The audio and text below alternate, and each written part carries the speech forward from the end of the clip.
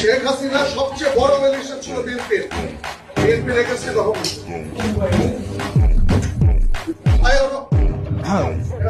চাঁদাবাজ এর বিরুদ্ধে সবসময় আমাদের কথা বলতে হবে।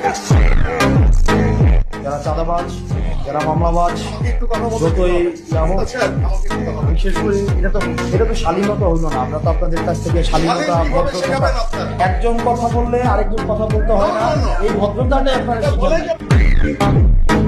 গণতন্ত্র মানে এটা না যে সবসময় শুধুমাত্র আপনার প্রিয় কথা আপনার সামনে বলা হবে, আপনার প্রিয় মানুষের সবসময় স্তুতি গাওয়া হবে, এটা জুলাই না।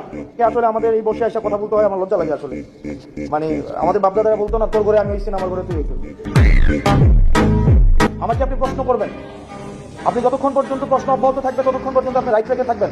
আর যখনই আপনার প্রশ্নের পরিবর্তে শুধুমাত্র স্তুতি গাওয়া হবে, জবাবদিহিতার পরিবর্তে স্বেচ্ছাচারিতা অব্যাহত থাকবে, তখন প্রত্যেকটা মানুষ হাসিনা হবে। হাসিনা তো ব্যক্তি না, হাসিনা একটা আইডিয়া। হাসিনা কি?